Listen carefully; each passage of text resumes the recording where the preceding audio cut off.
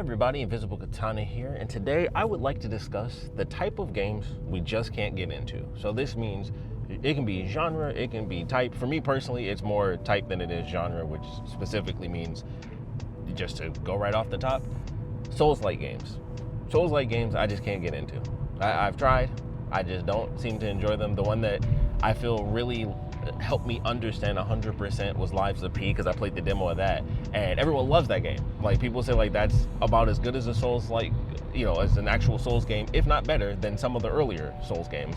And I'm like, oh, okay, so this is like the epitome of what a Souls game should be, and I just can't stand it. Like, I just cannot get into those games. Like, they just annoy me so much. And I think the interesting thing that causes me not to like those games so much is the fact that they're so close to just straight up action games. Like, I'm a huge like hack and slash action game fan. So my big ones are like, you know, Bayonetta, Devil May Cry, like that sort of genre. Ninja Gaiden, I think, is probably the perfect example, even though I haven't really gotten to play as much as I would like. But Ninja Gaiden is a great example of games that are just really fast paced, and they can just be tough and fun, and you just get through them and you just move as fast as you can and just try to take everything out.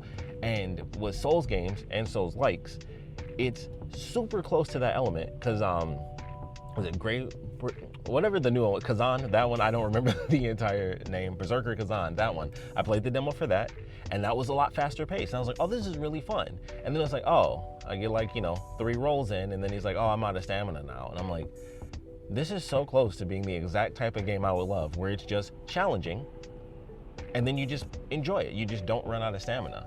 And it's definitely, 100%, it's the stamina that does it for me, where it's like, oh, I can't, you know, especially when I was doing the Lives of P demo, I was like losing my mind. I'm like, okay, I don't mind if it's challenging, and then it's like, hey, a part of the point of the game is that you don't know what random enemy is coming up. It could just be insanely tough, and you think it's simple, and then it's not. And then it's like, okay, I died, let me go back, redo this. And then dying and going through the exact same enemies 3 times in a row, and it's like, I can't even run outside of combat. Like nobody's even here, but you're still taking my stamina down. At least let me run through this. And then if enemies pop up, then boom, stamina hits. And I'm like, they could have at least put that in there for me. Because I'm like, I'm just getting annoyed having to just run back, simply due to the fact that it's like, it just takes forever to get here. Because I got to go do the same moves over and over again to take out the enemies, and then go back up.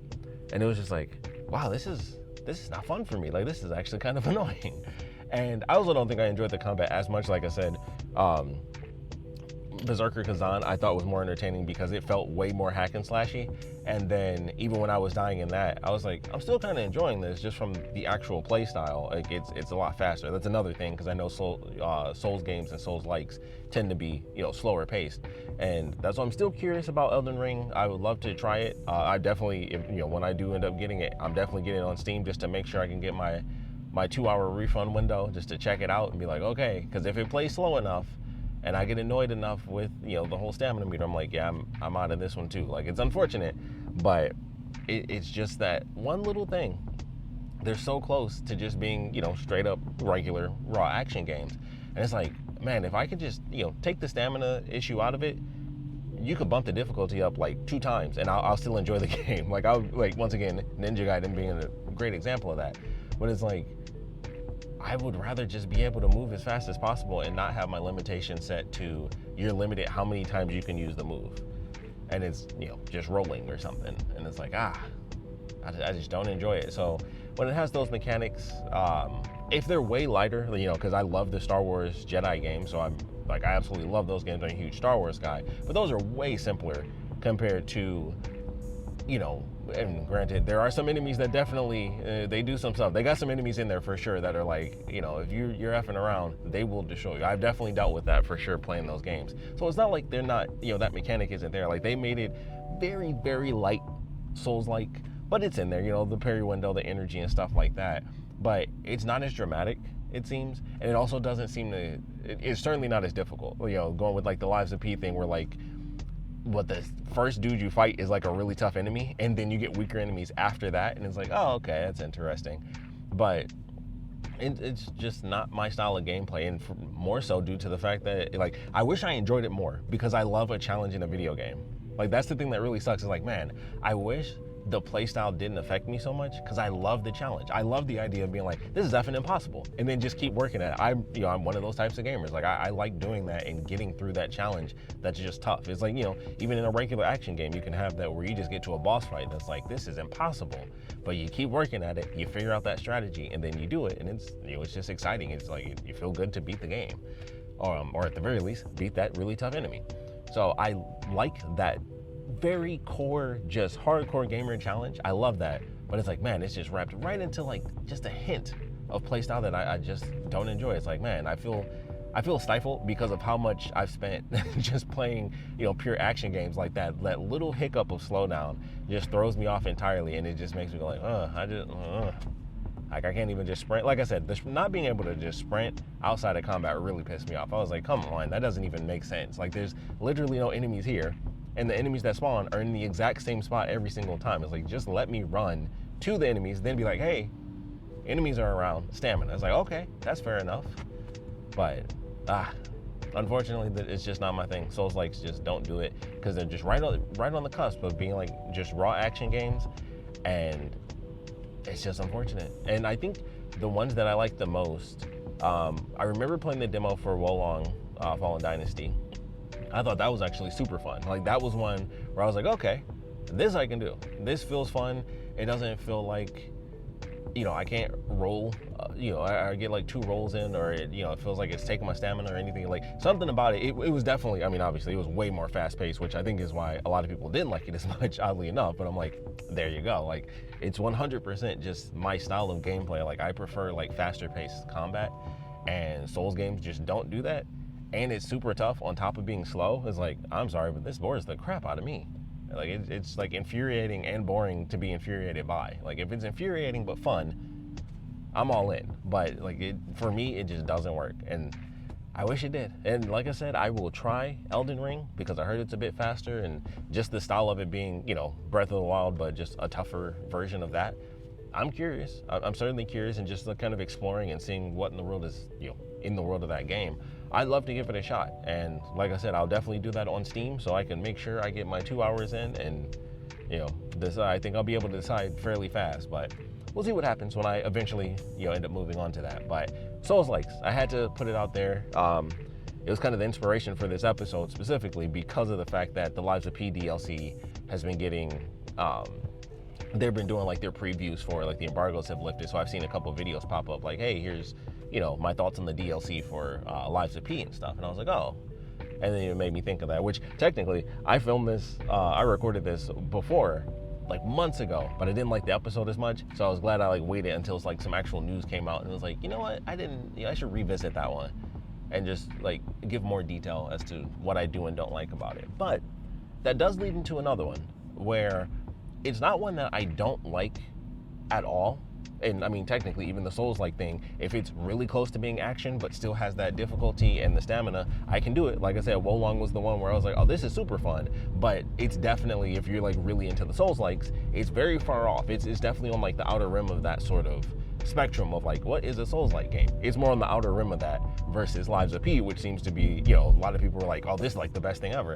And I'm like, I really don't like Souls-like games. And then that kind of just solidified it, being like everyone who is into those games loving that one. And it's like, I don't like this. So I was like, eh. But a lot of people also like Berserker Kazan, and that was more fast paced. So it's up in there. It just depends. And obviously, that was just a demo as well. So it's not like I got the full spectrum of the entire game. I didn't even play through the whole demo because I got to the point of just being like, yep, I can't do it with the stamina thing. It's like, I can beat this dude, but I'm like, I get annoyed just not being able to like mix things up more like I want to. And of course, going further and further into the game, you can upgrade those sorts of things. So, obviously balancing act depending on the type of game. I could see myself eventually being like, you know what?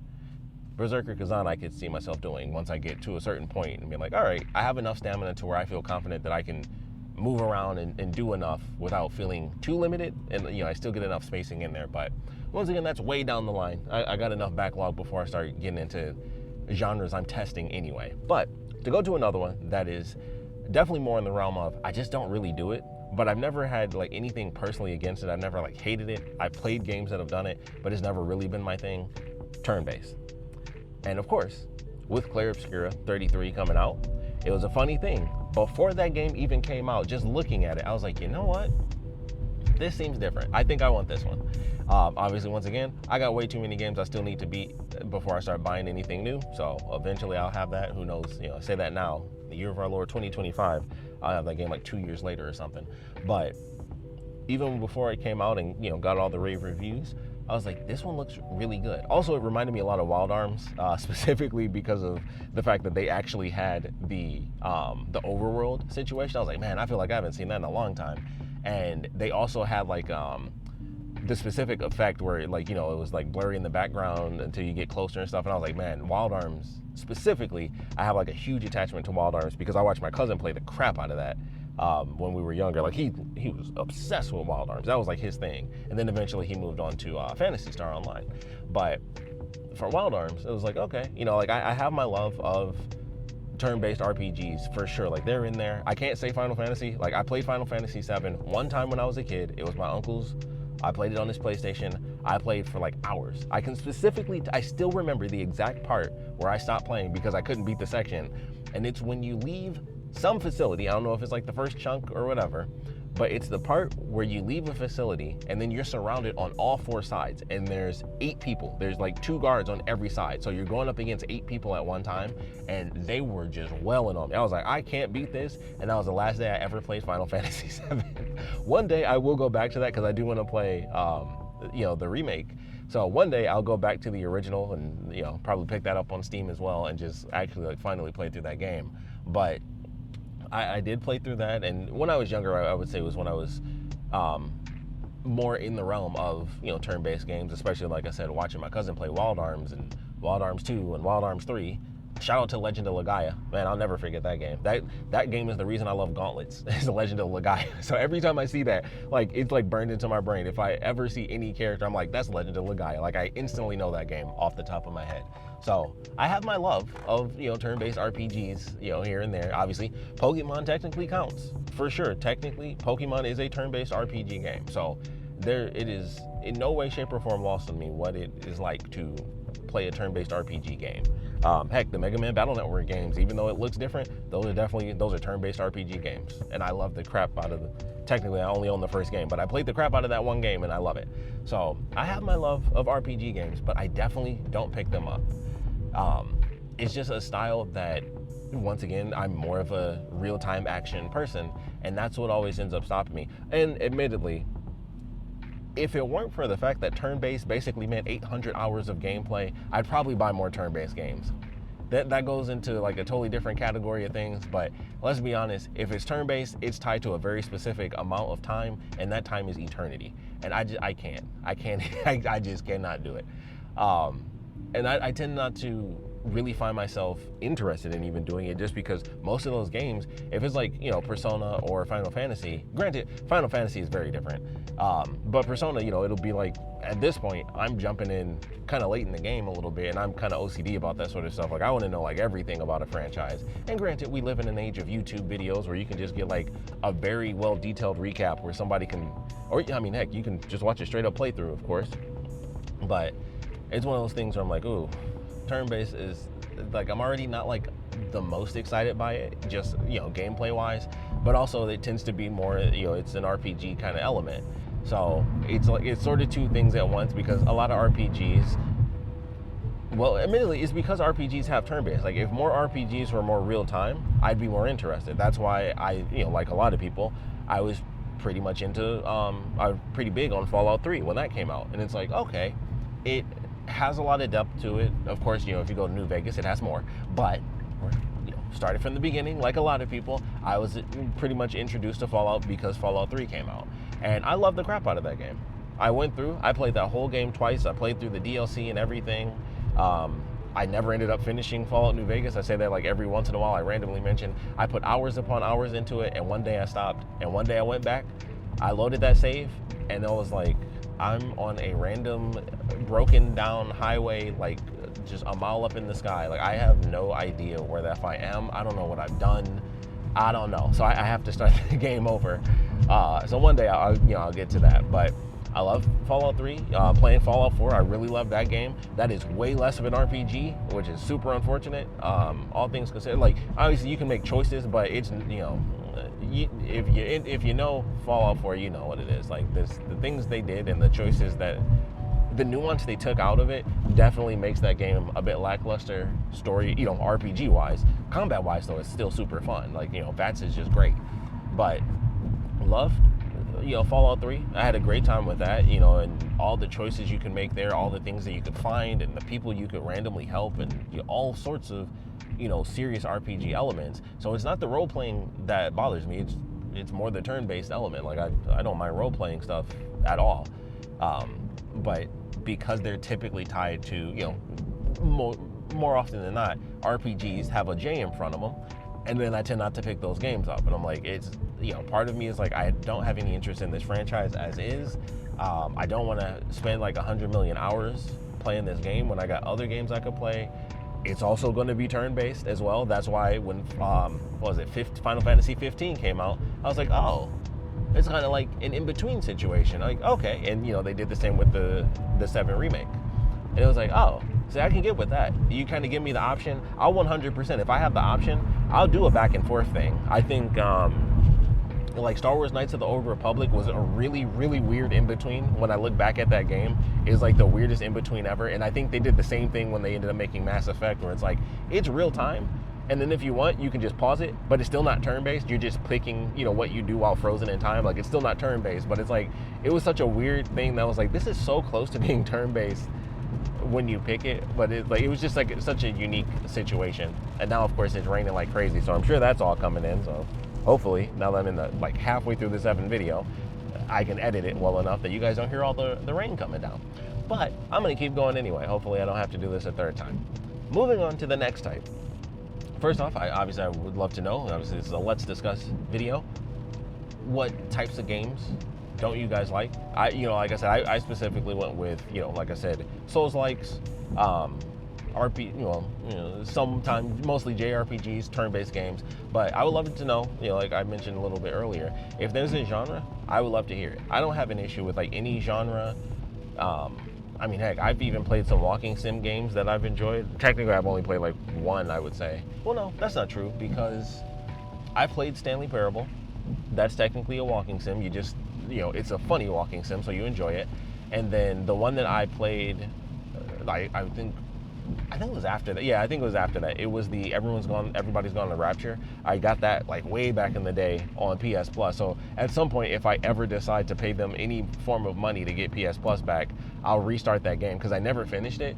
But I really enjoyed that. Also, I love a game that is set somewhere else. That was set in London, and I was like, I'm all about this, because I love games that are just set in different locations. That was a huge part of why I liked the Zombie U game, because it was all British, and I was like, this is actually pretty sick. It's, references I don't understand. I actually like that sort of stuff. But different topic. But walking sims, I do enjoy stuff like that. So like I said, genres, anything like that, I would love to hear it. But for me, I think those are kind of the big ones that I don't like. And then, kind of going a little bit further down the list, I can definitely say puzzle games. I don't have anything against them. I just don't seek them out. I would say even less than when it comes to, RPGs and stuff like that. I know I could get into the story. That's kind of an element of, half of it is I don't want to get invested, and another element is I know I'd probably get invested if I even gave it a shot, most likely, because I can tell what games I will and won't like, and it's I don't want to have to like something that's 800 hours long. So I try not to do that to myself. But also, puzzle games. Like I said, Portal, of course, fantastic example. Portal 2, even better. Other than that, I'm I don't really know. I don't know if I want to do this. I don't find a lot in games that are just poof, it's a puzzle game. There are tons of games that are, puzzle games, but they have a different kind of element to them. I wish I could remember the name of this game, but it was one that was referenced, every time everyone talks about it, it's kind of like a puzzle walkie sim version of BioShock. That's what everyone says. I wish I could remember the name of that game, but it's kind of like this similar concept where it's Nikola Tesla became super famous and popular, and he invented all of these things and kind of got the recognition he probably deserved. We don't need to go into that right now. But I remember playing through that game and being like, oh, it's a puzzle game. Like, you don't actually fight. You certainly run from people. Like, they chase you down and they have like some, scary moments. But it's really just a walking sim puzzle game. Like, you go here and do this, and that's it. It's the modern version of like a point and click, where it's like you got to figure out what to do. You just, walk around manually versus, pointing and clicking and telling the character where to go. So those types of games I can certainly enjoy, and those are, like I said, puzzle games, but they have to have something special. Portal, had comedy to it, and that was kind of the big defining thing, especially for the second one. The first one certainly has comedy, but there was also like a lot of mystery to it, which they don't really give you any answers to that. But when you kick off the game, it's like, okay, I thought that there was going to be some answers here and there, but that's not really the case. But it's still really fun. And then the second one definitely gives you some more insight to things, and it's even funnier and sillier. And then they, of course, add even more puzzle mechanics. They have a co-op mode that you can do for puzzles. So there's a lot, going into, obviously, Portal 2 involving, how fun a puzzle game can really be. And that's why it's so beloved, to this day. But there are tons of puzzle games where I'm just like, it just doesn't appeal to me. Like, I'm just not like a big puzzle guy. Another type of game, I'm not... I guess, a sim game. Sims themselves, it's literally in the title. That is not for me in any way, shape, and or form. I will never, ever be into Sims. I was into Roller Coaster Tycoon for like half a minute when I was in 8th grade, and they had it on like the free computers at like the spot I went to after school, but that was about it. And I couldn't get the roller coasters to like send the people off the track, because that's what I was trying to do. At one point I thought you could do it, and then it was just like, oh, you just can't do this. I was like, oh, I thought that was like a funny thing you could do, and so that was disappointing. But I got into that because it was roller coasters, it was theme parks. I got into that for a hot minute. Also dangerous, can't do that anymore. But I enjoyed that for the time, but I would never pick up those games. I wouldn't pick up The Sims, even though that's like more, a life sim. I would never in my life be like, what I need to try out today? Tractor Simulator, Farmer Simulator. They make those games every year. They have, the year that they come out is in the effing thing. I will never buy that game. I mean, technically I got it for free a couple of times on the Epic Game Store, and I was like, sure, I'll download it. I don't know why. I'm sure there's some times where I just skip it because I'm like, I know I won't play that. Same thing for Prime games. There are definitely games that I see tons of times. Actually, you might want to look on my Twitter. I think they're gone now, but I went through like a bunch of them where I was on Twitch and I was like, oh, I got like all my free, Amazon Prime games. And I was like, if I don't want the game, I just throw it up on my Twitter. And I did like 5 or 6 games this time, because also I was like, I haven't checked them forever. So I went on there and I was like, if I can get if it's like a GOG thing and I can just get the code and just throw it online, I'll do it. And I'll just throw it out there and be like, hey, I know I'm not going to play this game. Here you go. What are the other ones? RTS games. Very similar to, turn-based combat, sort of the same thing, just a different kind of play style. But same thing, very, very rare that I'll get into it. It always has to be like, it's always an IP that pulls me into like a lot of these different properties, where it'll be like, okay, Star Wars has one coming out, and I'm like, I love Star Wars. And I'm like, I don't hate those games in particular, but I don't enjoy them enough to go out and buy them. Like, I have the Marvel Midnight Suns game. I got that off of the Epic Game Store for free as well, but I didn't have like any interest in buying it because I was like, oh, it's a turn-based game, not my thing. And that's Marvel. I was like, it's Marvel, but I was like, it just doesn't look fun enough. Also, it's raining so hard, I know I'm gonna have to edit this, and it probably won't work. You guys are probably just getting a loud video, because I don't think I'm gonna do this a third time. But normally when it involves like an IP that I'm like in love with, I'll pick it up, but it's not guaranteed. Midnight Suns didn't do it. The Star Wars game might do it, because I really do love Star Wars that much. Like, I like Star Wars more than I like Marvel, so that might do the trick. And the funny thing about that is, I think I'd be more interested mostly because of the story. Like, I'm not gonna get into XCOM now. I could, I'm sure. I can do some YouTube research and get into it and play the games, but I just don't have that much interest. Like, I like those types of games, but it's super rare that I really want one. Like, the last time I actually wanted one was Metal Slug. Metal Slug Tactics got a trailer. That first trailer, I was like obsessed. I was like, I don't know what this is doing. It like sparked some like way back in my brain type of button, where it was like, man, I love Metal Slug, just playing it at the arcade, or just, Metal Slug was like that random arcade that would be in like the weirdest places ever. It was like, you'd be in a laundromat and it would be like the one arcade they had would be like Metal Slug. And it was like, okay. So Metal Slug has like a very unique place of just being like that random arcade game that was also oddly violent. Like the blood and like the detail in that game was very well detailed, but also insanely violent at times. And it's funny to think back on that, where I was like, I don't think I noticed that as much, but it was always like, the animation is really intense, and like it always looked well designed. So I always loved that game and the style of it. And then when Metal Slug Tactics was announced, especially because it was by the people that did Shredder's Revenge, and I cannot wait for their Marvel game to come out. But I was like, I instantly, I was just like, I want this game super bad.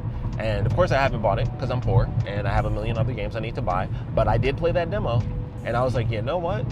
This is effing tough. It was really tough, but I loved the crap out of it. Every second I played, I was like, this is really hard for me to beat, but I'm really enjoying this, which, it being difficult probably came from the fact that I don't really play those games, so, I don't have as much strategy in there to be like, okay, this, and this. Plus it was like the way they would do it was fairly well done, adding in new enemies like each level and stuff.